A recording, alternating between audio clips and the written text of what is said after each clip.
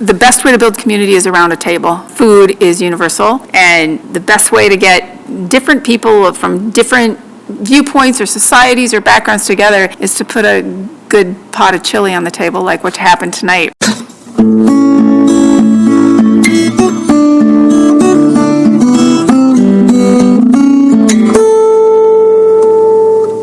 Welcome to the 284th installment of Ear to the Ground, the Land Stewardship Project's podcast on family farming, regenerative agriculture, regional food systems, and local democracy. I'm Brian DeVore, editor of the Land Stewardship Letter. In Ear to the Ground episodes 282 and 283, we featured discussions about how rural communities have been devastated by an agricultural system that exports commodities out of the region, taking local economic viability with them. As Amy Bacigalupo and Ken Meter made clear in those interviews, community-based food webs that link farmers, businesses, local governments, and of course, eaters, offer a way to support regenerative farming systems and vibrant Main Street economies. Let's face it, before a community can create an alternative system that challenges the status quo, people need to sit down and talk to each other about needs, desires, and challenges, as well as what resources are available. On a recent summer evening, I saw firsthand just what can happen when people are offered up a chance to discuss a different future for their community. Around 24 people gathered in a former hardware store on the main street of Madison in western Minnesota. In many ways, Madison is a typical farm town.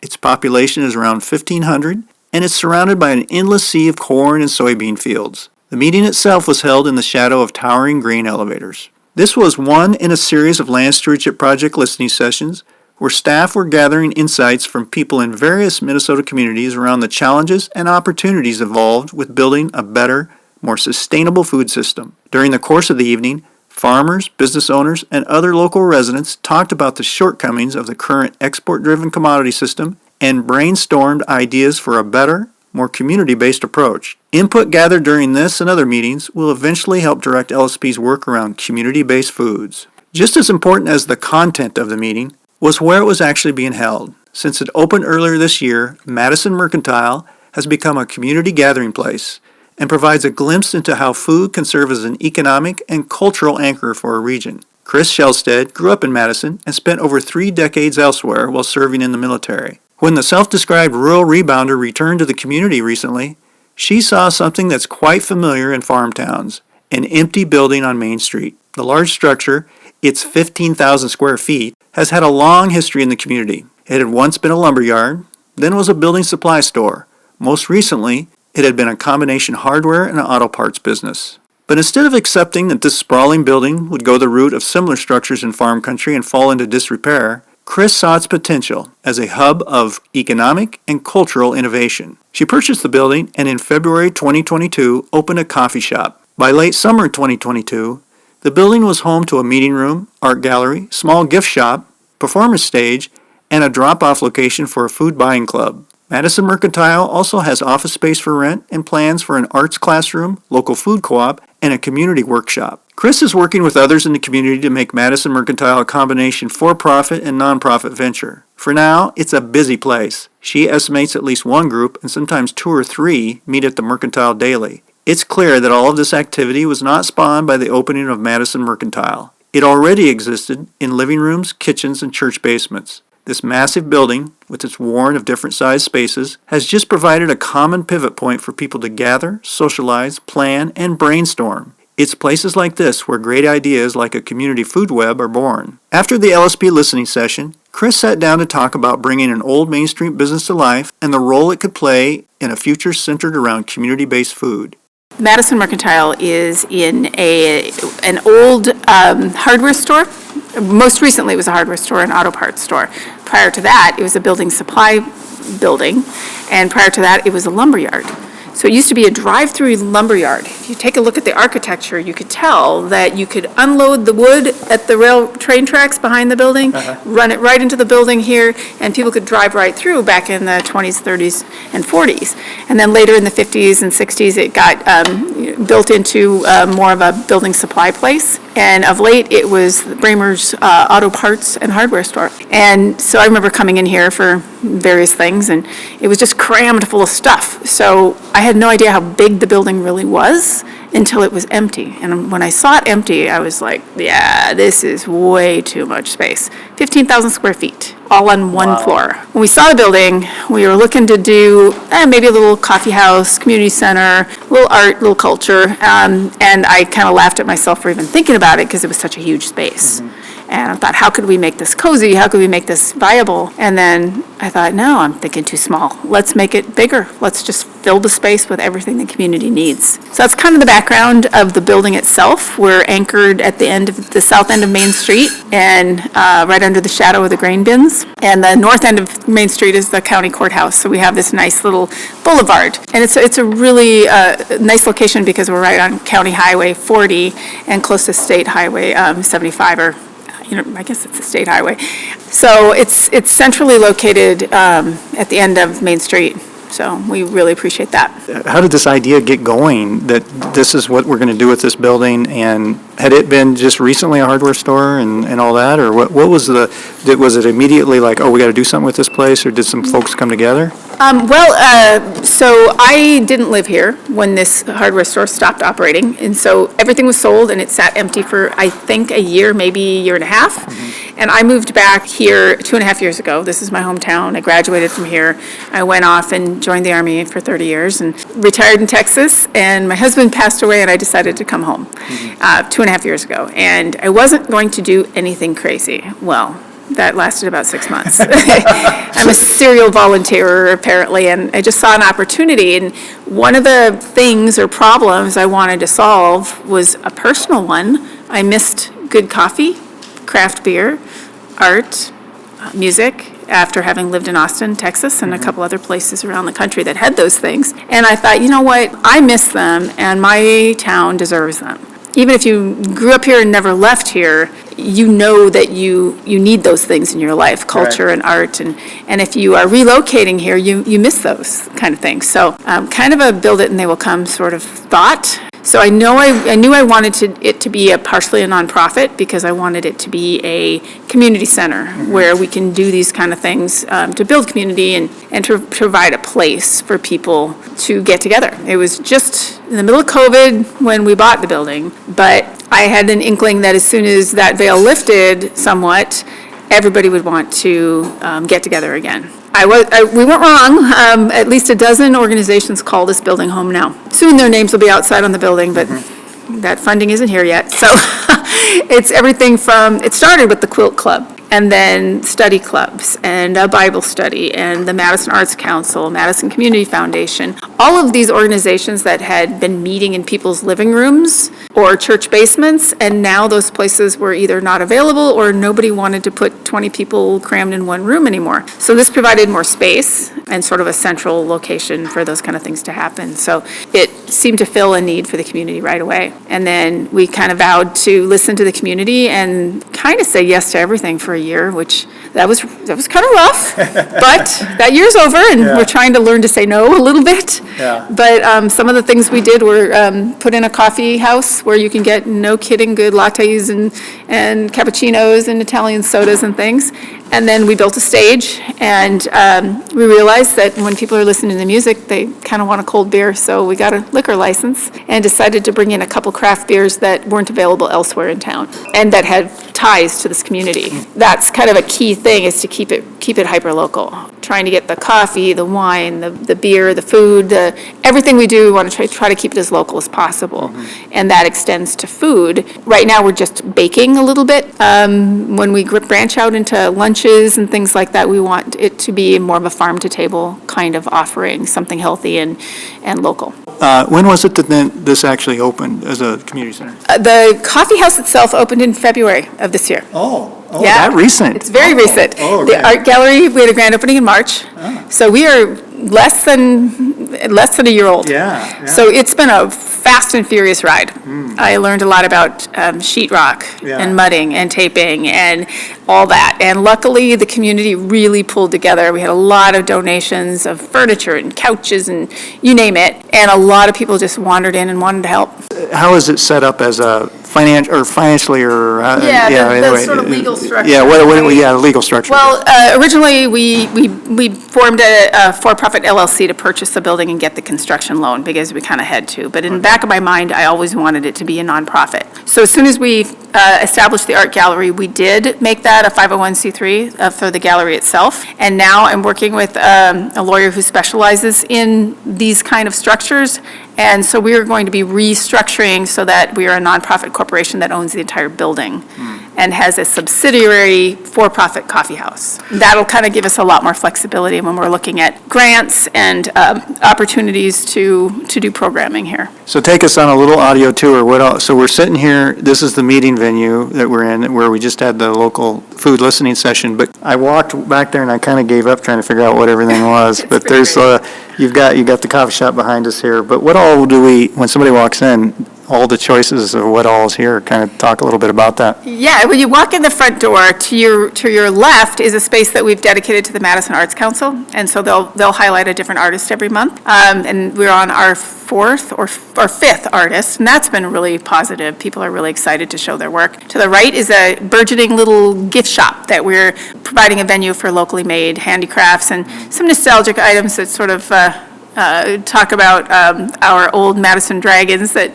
before the high school closed, we're all pretty nostalgic about that. So that gift shop is here. And then you walk into the coffee house area, and the coffee house is a fully functional, coffee and tea place, but it also has a baking capability and a fully approved public health approved kitchen, so we can expand and do more. The art gallery, it is straight ahead, and the stage, which is fully furnished with audio equipment, so a musician can come in and just plug and play. And we're really hoping to have more open mics and things like that. That's been a real joy to see people come in and just start playing music. In the art gallery is an exhibition. A friend of mine passed away and left me all of her artwork, about 100 pieces of assemblage and collage. So that's one of the things that's surprising when you walk in, is to find, wow, this is a no-kidding art gallery. It's really beautiful, and she would be very happy with it. If you keep walking back, we have a couple offices that are for rent.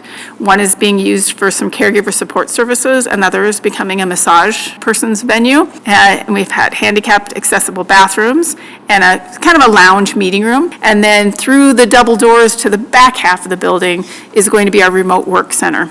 So as we build out that area, we'll be building a Zoom room. Just plug and play, have your Zoom meetings. I also want that to be a venue where maybe a grandma could come and Zoom all her grandkids and have coffee with them. That's my ultimate plan for that room. And an arts classroom. And then there's a wellness room that we're building where group exercise can happen, whether it's yoga, meditation, or something tougher like some body pump kind of thing. There's actually a group of ladies that come at 5:30 in the morning already to do that, even though the room isn't even built. They've already claimed that area as their own. And then further back, there's a space for what we hope will be a local food co-op. We've set aside space for that, and there's a group of people interested in having some locally raised foods and just access to those kind of things there, and hopefully a storefront. And then the back part of the building is more of a warehouse sort of feel to it, but we've carved out a community workshop back there, mostly geared toward older men in town who perhaps had a workshop at the farm, and now they've moved to town, and they don't have anywhere to do that kind of thing, and thus they've lost that social connectivity that happens when you're doing projects. So we're building that, and we've got a group of about 8 to 10 guys that are getting that going. And then the far back end of the building is just wide open spaces right now, but we actually have somebody interested in building a Bitcoin mining project back there. Don't even ask me what that means. I was hoping you were going to explain what Bitcoin was, but if Don't think so. The only thing I know is it generates heat, and we need heat about half the year back there. So if it's an endeavor that will lower my fuel bill, I'm all for it. Yeah. Well, that's kind of what I'm wondering is what's paying for, things like heat, infrastructure type, because this is Minnesota, and so, Well, I was lucky enough to sell my house in Texas at a great time. So frankly, it's a lot of personal money that went into it. We are seeking grant funding now, though. We're about to write grants for some major capital improvements and hopefully some operating funds and some programming funds. In addition to being the mediocre barista, hopefully I'm an okay grant writer.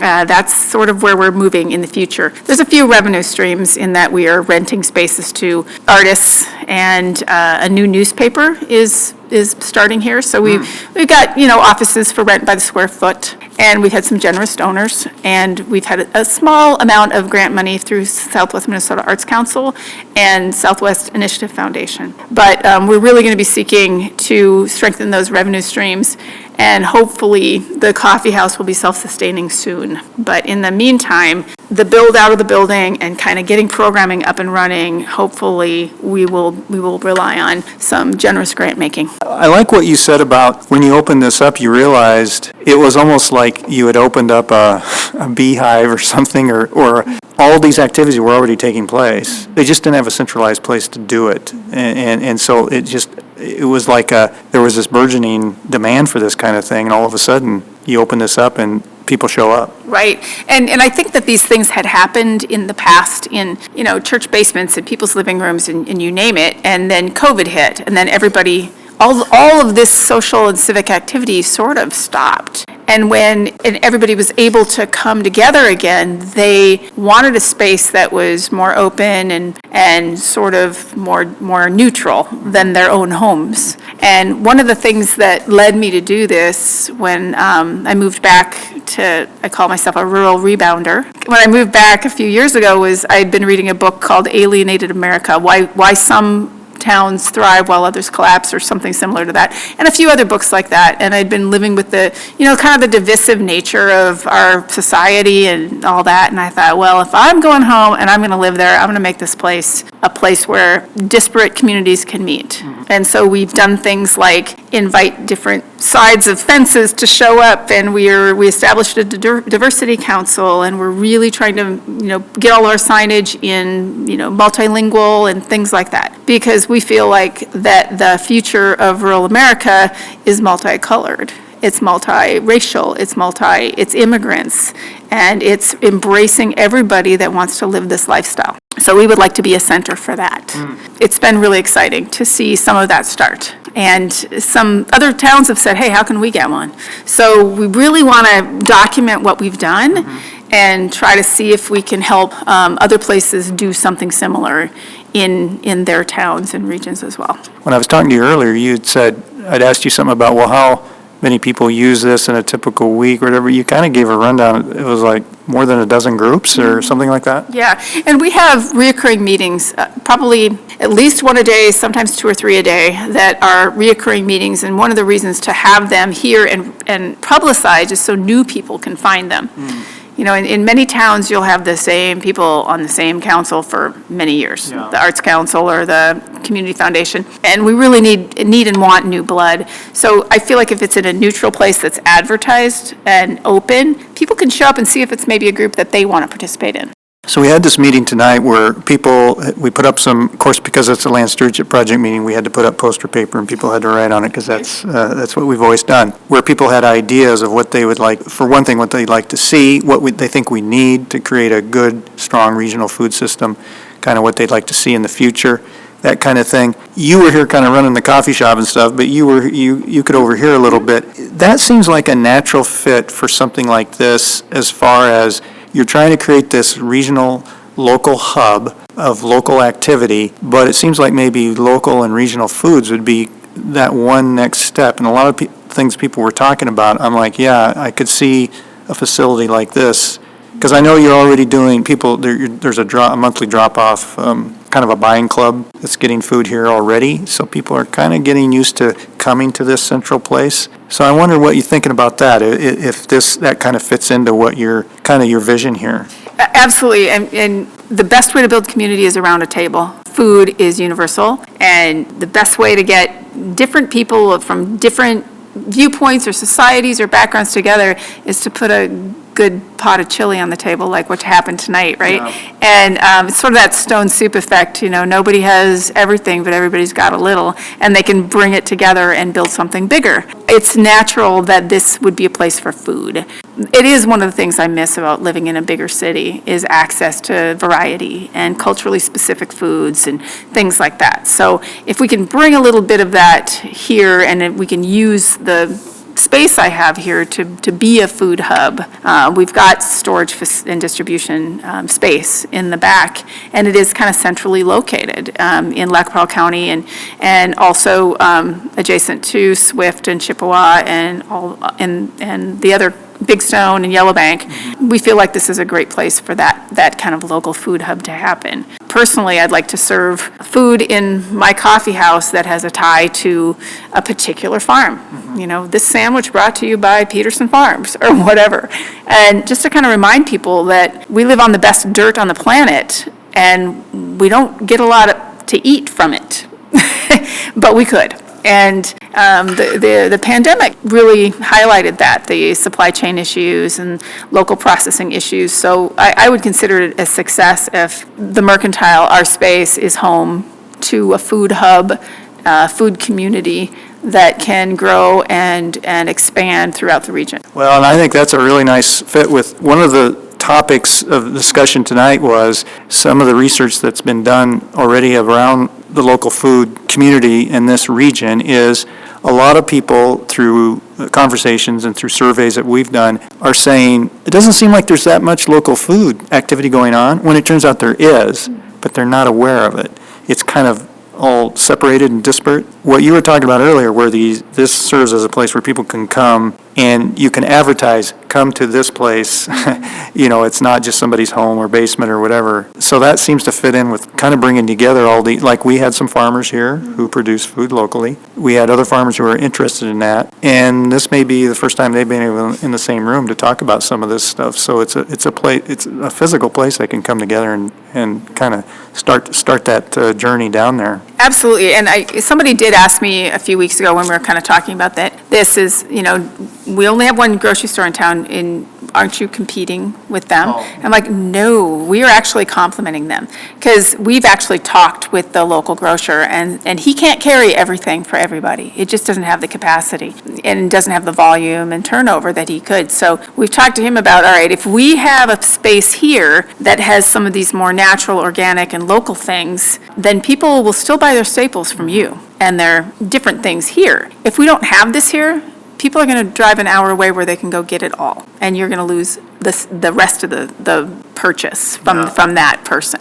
Right. So it's actually beneficial to have something like this working in collaboration with a local grocery store. Yeah, and we used to have 3 grocery stores here when I was growing up, and there was choice and there was competition. The town this size can only really support one grocery store now. So if we can fill the gap of the things that they are not able to carry, whether they're some natural, organic, locally produced kind of things and some culturally specific things. We have a growing Hispanic community in town, and to get some of the staples that they want, they have to drive 30 minutes or so over to Montevideo or somewhere else, and while that might not seem a lot to us, it's a lot if you don't have a car. It's tough if you got 4 kids you're trying to take care of too. So we would like to address the needs of those populations in our town as well. And I know you're not an expert on this, and you're just kind of getting going on this, but for somebody who is maybe came back to their small town, or they've never left their small town, and they see a building like this, or they see some infrastructure like this, do you have any advice for what the first steps there are, or maybe you've learned from some missteps too? I don't know.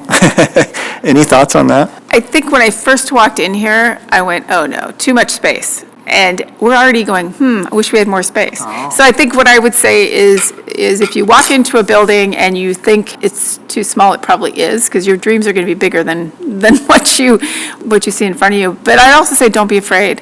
Don't be afraid to grab one of these buildings on Main Street, talk to the city, talk to the EDA. There are programs to get you going. I was really gratified going down my Main Street to see that there is probably 1 or 2 empty storefronts, and that's it. That's good in a town our size. Wow. And we have designs on one of them, actually. Oh. The nonprofit here does. So I think if you have an idea, no matter who you are, how old you are, what your resources are, if you have an idea and you're passionate about it and you communicate that idea strongly, you're going to get partners. You're going to get people behind you. And there is funding and there is support for whatever it is that you want to dream in a building like that. So I would love to see every building on every little main street full of something creative. I would say that the arts are a vehicle to growth in a small town. I was talking to somebody yesterday who started a cultural center in a town about our size, and within 5 years, 17 new businesses started. And they see direct correlation between an arts and cultural center and something else starting, like a tea room or another coffee house or things like that, because you have a density of users or buyers or consumers that will come for the coffee house, but then they also see this other thing starting. My point is that I think it's a domino effect in a small town. If you build something with enough excitement and enough inclusion, it's just going to spawn more. If anybody has great ideas, we got some space here in Madison for you. There you go. All right, there's a good pitch.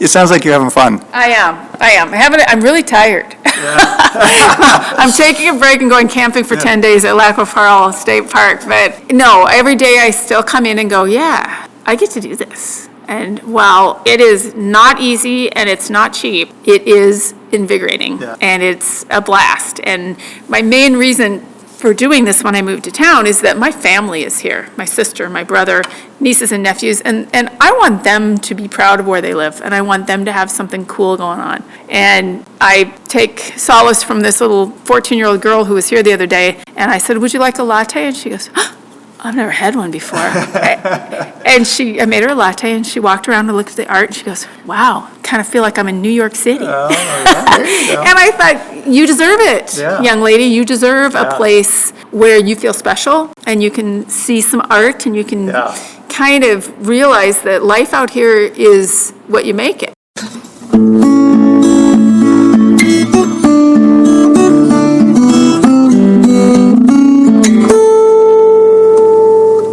For more on Madison Mercantile and LSP's community-based food systems work, see the podcast page for Ear to the Ground episode number 284 at landstewardshipproject.org. There, you'll find a link to episodes 282 and 283, which feature more conversations on using community-based foods as a way to revitalize rural main streets and the land that surrounds them. If you have comments or suggestions about this podcast, contact Brian DeVore at bdevore@landstewardshipproject.org, or you can call 612-816-9342.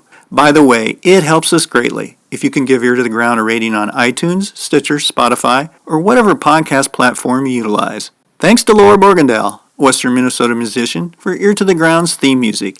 And a special thank you to all of Land Stewardship Project's members who make initiatives such as this podcast possible. If you're not a member, visit landstewardshipproject.org to learn how you can support LSP. Thanks for listening.